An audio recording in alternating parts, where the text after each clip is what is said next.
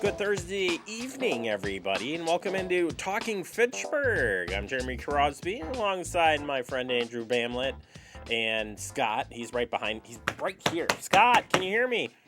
And we've got a great show coming up for you today here on Talking Fitchburg. Scott, get ready for the headlines. We're going to be talking headlines here in just a minute. We've got the Fire Prevention Safety Week going on. Yep, that's happening this week. We're going to be talking about the importance of prevention and why we take this time to do this every single year as we continue that series here during this Fire Prevention Week. Plus, we check in with the mayor. Aaron Richardson stops by for a visit, and he'll be talking about the Mayoral Awards, among other things. So we'll have an update on that front. But first, we do need to get to the headlines, and we start with sports coverage. Fact TV, tonight. Tune in. In fact, it's like in a half hour if you're watching this right at 6. At 7 o'clock tonight, girls volleyball. Beloit Memorial coming to town, taking on the Wildcats. Rawr. We used to say that all the time when we did the sports, when we really did the sports. Rawr. Those were the days. Beloit Memorial tonight, volleyball action live right here on the Com channel. We want you to tune in at 7 o'clock. And volleyball is really fun. If you haven't been able to watch it, and Andrew tonight is going to be going. Oh no, you're here tonight. You get to do Parks tonight. Yeah, it's a lot of fun. Scott and I did the earlier season game, and it's very fast paced, which is fun for sports, I think. Anyway, so tune in, watch the action. We have it here live for you on this channel. All right, public hearing on the mayor's proposed 2022 operating budget is out there, and we'll be having a public hearing on this during our next Common Council meeting on October 12th. At 7:30 p.m. That'll be held right here at City Hall. You can, of course, come right to City Hall, or you can attend virtually if you would like to say something. Okay, if you want to speak at this event, then you do need to register. Information's online at fitchburgwi.gov, and the mayor's proposed budget's on the website as well. You can see that right there on the home screen. Recycling Day event coming up on Saturday, November 6th. Want to make sure you have this on your calendar. This is in addition to the Clean Sweep one. That's separate. That one's happening a little bit earlier. This one's in November, and this is our standard fall recycling day. It's November 6th, 8 a.m. to 11 a.m. at our City Hall campus, and they're doing 3 things, Andrew. You can bring your papers to be confidentially shredded and recycled. Electronic recycling and Metrop. You like that? And crush it. Yeah. Crush it. Anyway, we've got that for you. And if you're interested in knowing what you can or can't bring, that's all at the website. And there are some additional charges for some of the bigger items for the electronics. So please check that out before you do bring your electronics down. I don't want you to be surprised if you have to pay an additional fee. All right, not sure if your child could have COVID. We've got the perfect chart here to break it down for you. So if your child could have COVID, we take a look at the most common symptoms among children tested positive in Dane County from July to October. I think this is really helpful, by the way. So here are some of the common symptoms for 0 to 4-year-olds. We have 71% had a runny nose or congestion. That's like every 0 to 4-year-old, by the way. Just saying. You had fever or chills and had a cough. 5 to 11 had fever or chills, had runny nose, congestion, and had a cough.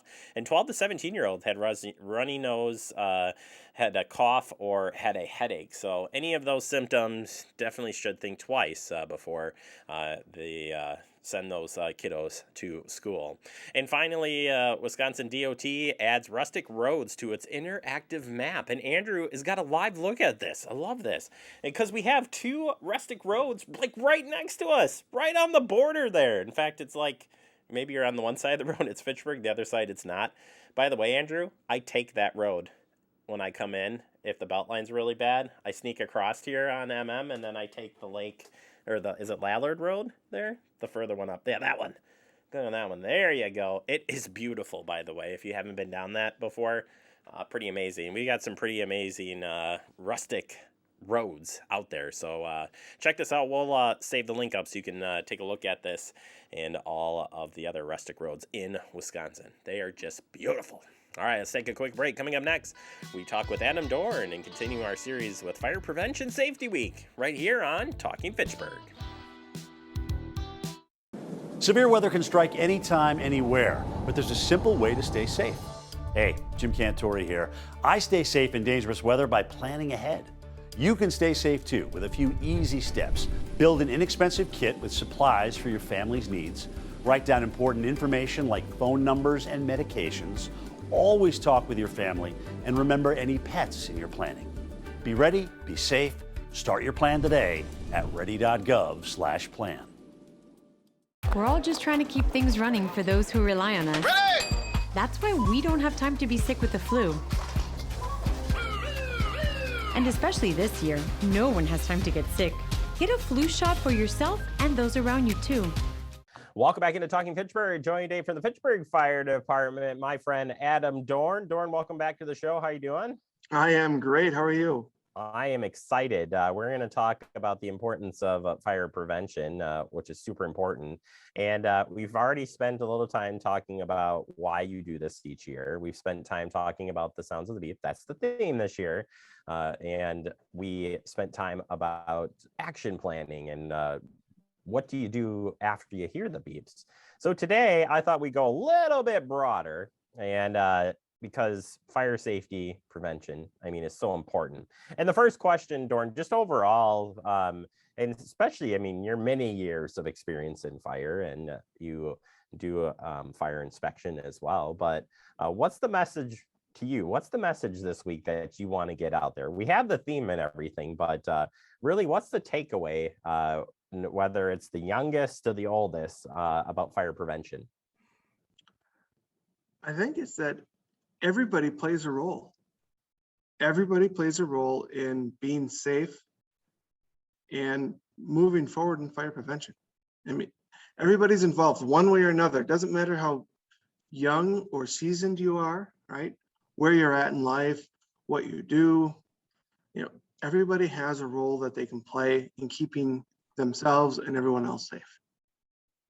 It's a simple, but yet it's got to be effective. And you got to plan and you got to be ready. And some of the things that help that, there's a lot more tools out there than there was yesterday. We know fires burn quicker, though, on the flip side. So one of the areas that we targeted this past year, and I want to bring up with you now, is the home fire sprinklers, because that not only has that technology changed, maybe a little bit more affordable, but you guys also have the demo unit as well. We do. And that demo unit is really quite interesting because it shows how much or how little, however you want to look at it, stuff really goes into having a fire sprinkler system put in your home. And it's easy. What would be the benefits of even having that in your home? So for those who don't know, just general tips on that one. How does it work? And maybe some of those common questions, which I can ask you in a second anyway. Yeah. So it's really the home fire sprinklers main goal, main purpose is to make sure that you get out alive. It's as simple as that. They want to make sprinklers are there to make sure that you can get out safely and that you're alive. The protection of property and all of that stuff, those are just added benefits. The reason that's so important for you to get out alive right now is that the buildings that are being built are not being built like they were 40, 50 years ago. Nowadays, it's very thin pieces of wood. Maybe it's wood chips that are literally glued together. And when they're glued together and they're compressed, they're super strong, which is awesome, and they're cheap to make. So it's less expensive to build homes.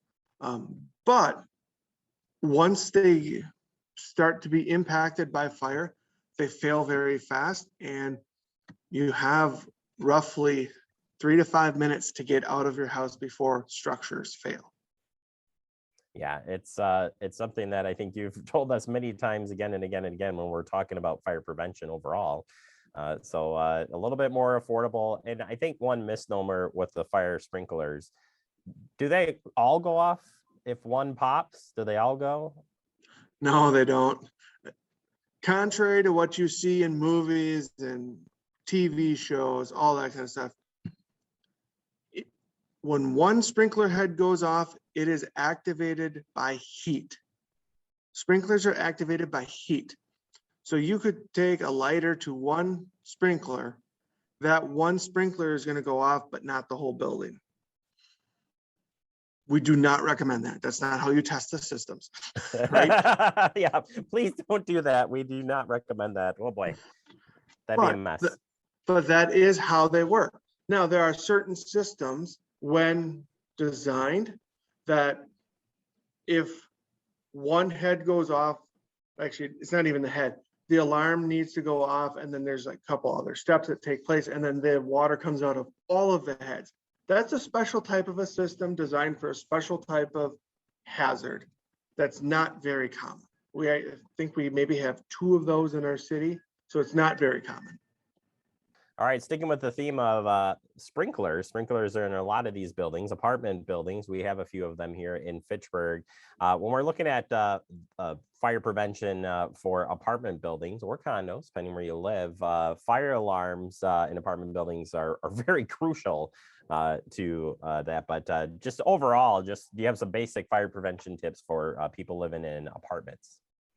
Yeah, so those that live in apartments, condos, multifamily housing, some of the big things to know is where to find the fire alarm pull station. Generally, they're found within 5 feet of an exit door. Maybe it's a patio door or a like your main door to go in and out of the house. Know where those are at. Know where yours is. Know where you probably may find them down the hall. That type of thing. Some of the other things to know with that is that if you ever do encounter a fire or smoke in your building, right? Don't try to put this fire out. Activate the alarm first. Get everybody out of that building, because we want to make sure people are safe first before you try to do anything else. But also, don't just pull the alarm to pull the alarm. Believe it or not, we go on quite a few calls every year where people are pulling fire alarms just to pull fire alarms. And it's not the adults that are pulling fire alarms, it's the children, because, they think they're funny or whatever it might be, whatever the reason is. It's not a true emergency. You're taking resources away from people that may be having real emergencies and putting us out of service to take care of this, where it's really nothing. So those are some of the big things that we come across. But some of the other things to just be aware of is that when you hear the fire alarm in those buildings, get out right away. Go to your meeting place. We encounter a lot of people that do not leave the building when those alarms go off. Believe it or not, it's hard to understand why, but it happens. But by not leaving a building, it puts more work on us if there really is a fire, because now we have to try and get everybody out and put the fire out. Where if people were to just get out on their own, we could put the fire out, and I'm guessing people could probably come back into the building a lot sooner than they would if they were to stay in there when they're supposed to be getting out. Yeah, and we do see quite a bit of apartment fires, so to speak, and the more probably in the spectrum of cooking fires in there. But just to repeat, again, you say if you smell smoke, you see smoke, you're not, alarm hasn't gone off yet, pull the alarm and get out and call 911. That's got to be the thing. And if it's in your apartment and you've got fire, you should notify everybody by pulling the alarm on your way out and getting away from the building. Yes. Some of the other things to take into consideration when you have apartment buildings and stuff like this is that you need to know the location of all of the stairwells from your apartment, because if one's blocked, you may have to use the other. Just like we talked about a couple days ago with, no 2 ways out. This is a perfect example. You may always come in one entrance of your building, but if that entrance is blocked by smoke or fire, do you know where you're going to go? So make sure you know where the exits are in your building, not just one, but all of them. Close your door behind you when you leave your apartment, because that will help slow or stop the spread of smoke and fire. And don't take anything with you. Just get out. We'll come back and we'll do our best to save everything that we can. And if for some reason you can't get out because the smoke and the fire is just too bad, stay in your apartment, close your door, and get to a window, get to a second way out, and let us know. How do you let us know? Great question, Jeremy. It sounds really silly, but open a window, push your screen out, and put your bed sheets or comforters or blankets out the window. It's not a very common sight. It's something that we're gonna go, something's going on in there. We need to take care of that or check into it.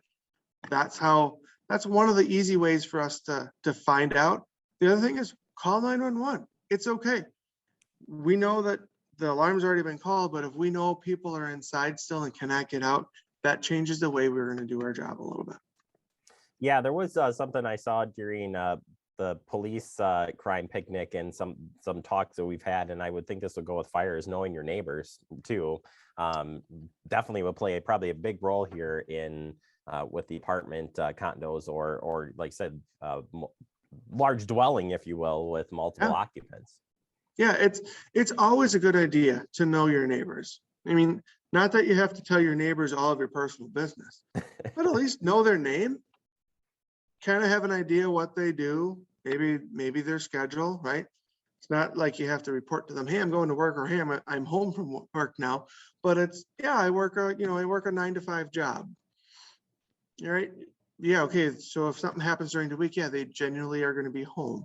But if they're, or not home, but if it happened after 5 or 6 at night, yeah, they'll probably generally be home unless they're out and about doing something. Those little things, knowing your neighbor like that, makes a big difference. Yeah. All right, Dorn, we're out of time. Great information. There's so many topics in fire prevention, but certainly there's more resources at our website, fitchburgwi.gov. Dorn and the team at fire departments putting out safety tips through social media and more. Dorn, we've got one more day left. All right, I'm looking forward to it. All right, we'll talk then. We'll take a quick break. More to come. You're watching Talking Fitchburg.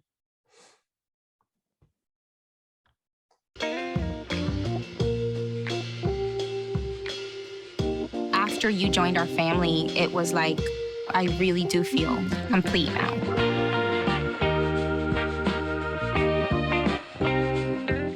Brandon met a girl on a dating app. He finally found the courage to ask her out. No answer. He started to panic. Was he being... Hey, sorry I didn't respond. I was driving. She must be a keeper. We're all just trying to keep things running for those who rely on us. That's why we don't have time to be sick with the flu. We don't have time for delays. Ready! We don't have time for spills. Next. We don't have time for setbacks. Let's be real. Getting the flu shot helps you fight the flu. Get a flu shot for yourself and those around you too. Welcome back into Talking Fitchburg. Joining me today is the mayor of Fitchburg. We got him right here in person, Aaron Richardson. Aaron, welcome back to the show. How are you doing today? I'm doing great. It's good to be back. Glad to have you here in person. Not, usually I catch you wherever, and I'm wherever, so it's just nice. It's nice to be back here. We got a lot to get to today. We're going to jump right into it. We're in the midst of budget season right now. You put your budget out a couple weeks ago. People can go check that out online, fitchburgwi.gov. What are some highlights in the budget this year? The biggest thing this year is we really now need to incorporate the town of Madison. And so that is really having a huge impact on the budget as a whole and really driving a lot of new staff positions. So there's a lot of new staff positions. Almost every department is going to be impacted and given more capacity. That's necessary. There's a few departments that I couldn't quite get to. I will next year, hopefully, depending on how everything works out. But that's the plan, is for next year to do that. Really try to do positions that have a broad impact and do a couple of really new, innovative things as well. Two things I'm really excited about that are new. One is we want to add more social workers to the senior center because we're getting a lot more senior developments and they have a huge need. But then as we were thinking about it, we also thought about, okay, what about having that position where maybe they can't use a full person, but maybe it's a full-time position that is half senior center and half police department. And so that person now is also going to have a foot in the police department and can really help with all the things that they're dealing with. And that's where I think when you start looking at different ways of providing police services, that's a really innovative or neat way that I'm really excited about seeing how that comes forward, because I think they can be a little more proactive. And then, excuse me, you might have people who aren't using the police department in 911 for social work. We're actually having a social worker being proactive for that. So I'm really excited about that piece. And then another piece that I think a lot of people here hopefully are going to be excited about is what's called like a clerical float position. And that's going to be a position that helps a lot of different departments, especially in their busiest times of year. And so for the elections, it can help out the clerks. When we're doing something like economic development does their business luncheon, maybe they help out with that. And there's a bunch of departments that have these things that someone can do that doesn't need to be an expert in planning and zoning, but they can help out that department and free that staff up to do those things that they're trained for. They don't have to just send out emails and collect information. This position can do that. And then another thing that's exciting about that is it's an entry-level position, but you get exposed to so many different parts of the city that you might say, oh, I never even considered assessing before. This is interesting. And that's an area that we have a hard time filling positions because it's not something that people really think about. And so it might be a really good feeder program into some of these other departments as well. So we're very excited about that. That is good. Both the police want that's huge, and we're seeing a lot of departments do that across the area and the country. And the flow, we have temporary, you have these temporary pieces, but that really definitely connects everything together. I think tax collection too. I mean, there's just so many different things. So good to see those come forward. As far as the process goes, then moving forward, this week we're in the midst of presentations by the departments, but what will happen next? Yep. So after this week, all of the department heads go to the council and they talk about their budget and everything I put in there. There's a few things I didn't. We'll talk about those as well.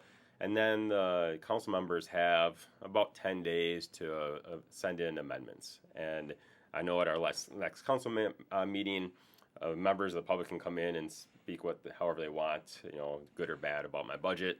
And then after the amendments are in, then we'll discuss those amendments in our committee of the whole at the end of October. And then from there, we will then kind of vote on the final budget, the first meeting that we have, first official meeting in November, which is the second Tuesday of the month. We're going to have a special meeting the first Tuesday of the month, but it's the second Tuesday, which I think is November 9th, November 9th maybe. Yeah, I believe it's the 9th. Yeah. We can clarify that one. And finally, it just occurred to me that you're the first mayor that's getting the longest term. Are we starting to see some of the benefits from that, that you have been in office a little bit longer and be able to carry the budgets on? Because that's a huge part of this. Yeah.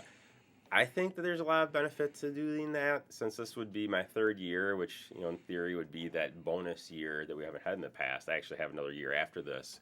I think it is helpful. I do feel like I've been able to build towards this budget for 2 years now, and knowing something like the town of Madison is coming up, I've been able to clean up a lot of things that were kind of just pushed back in the past. And so we've really, I think, gotten the budget in a great spot, and I'm being able to keep that consistency there. So I feel like it's been a great thing. I think 3 years is fantastic. So, we'll see going forward. I like to think that I'm an excellent mayor, so of course you want an excellent mayor to be around longer. I'm not supposed to laugh for this, right? Wait, why are you laughing? You're not my boss. I don't know what you're talking about. No, I do. I agree. I think it gives you a little bit more grip into doing it, and definitely came at a really good time with Town of Madison, as mentioned. And we'll talk about Town of Madison more as that's coming up. So there's a lot of work happening behind the scenes on that. But budget kind of is that first big step, and we're putting it forward, even though the town isn't here yet. Coming next year. I want to get into redistricting really quick because that also is going on. Tell us the update on that front. That's fast and furious. Unfortunately, we're usually supposed to have about 2 months to do this, and we don't this year because of some of the requirements we have in notifications. Really, this week we're hoping to and expecting to get what we think our map should be, and we're pretty limited, frankly, by a lot of different things. But we're going to keep the 4 districts, and they have to be about the same size. And so you look at the districts that have grown a lot, like 3 and 4, those need to get a little bit smaller. And then you look at something like District 1, who hasn't grown, but the city has grown, so we do need to make District 1 bigger. one of the things that we're really struggling with that they talked about last night was that right now, District 1 is what we call a majority-minority because there's so much great diversity in that district, but we have to add more people to the district, and unfortunately, everything around there that you would add doesn't have a lot of diversity, and so you're diluting that diversity. You want to make sure that all people in the city have a good voice, and you don't want to dilute that voice. So that's one thing that we're really struggling with right now. The limits that we have, though, really can kind of put it where you don't have a whole lot of options, and so we're doing that. The second piece to this, which isn't as time sensitive, is just looking at polling places, and so we're going to look at those and maybe move those around a little bit as well, and this group will do that. But it's fast and furious. We're having a special meeting on November 2nd to approve the maps, but you'll have some opportunities. I hope public can look at those and provide their input at one of our council meetings. That's probably the biggest thing for me that's most disappointing, is because of this compressed schedule that is being put on us, we can't get the feedback from the public that would like to get. Yeah, I think that's really important that you did mention that, because I would be questioning why is this happening so quickly, what's the meaning behind it, but it is, you were dealt the cards you were dealt with, more or less, and have to deal with that. All right, let's end on the Mayoral Awards, something you had started up since you've been mayor, and when will this be happening? We're going to have a ceremony on October 25th. It's a Monday night at 5 p.m. right here at City Hall, playing right now in the council chambers. Anyone is welcome to attend, and we're going to have the 3 winners like we've done the last few years, where we recognize a member of the public, we recognize a business in Fitchburg, and then also there's a staff recognition as well. So those winners are going to be announced soon, and look to Fact TV for those winners. I can't believe you're letting us announce it. How exciting. I'm so pumped. Well, we'll have that for you coming up here real soon. Aaron, thank you so much for your time as always. We're out of time. You take up so much time. There's a lot going on. That's a good thing. We like it. All right. We'll check back in with you hopefully next month. All right. Thank you much. You bet. Aaron Richardson, you can catch him online, because we have like all the meetings online where he's at, so I'm just saying. And make sure you check out the budget and follow the redistricting and the Mayor Awards coming up. We'll take a quick break. More to come. You're watching Talking Fitchburg.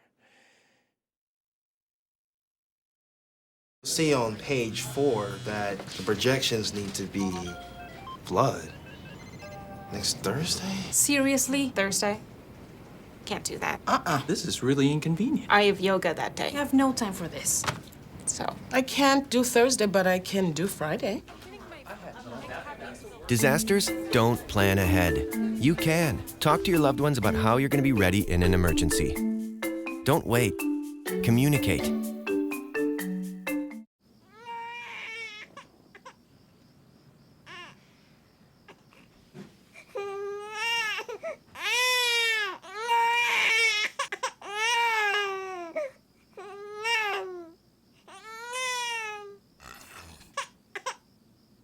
If you love them enough to suck the snot out of their nose at 4 a.m., then surely you'll check NHTSA.gov/the right seat to make sure they're in the right car seat.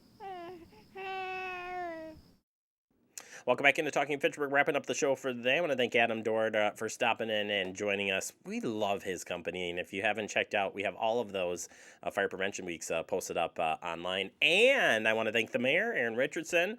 We'll have the big announcement on the 3 winners coming up real soon. We're excited to hear that. All right, as we wrap up, remember you can stay connected with Fact TV, whether you join us through social media, through our streaming devices that are out there, or cable TV. We're out there for you, folks. Just saying. And please tune into the game tonight on the comm channel F2. We're proud to present Corona Sports.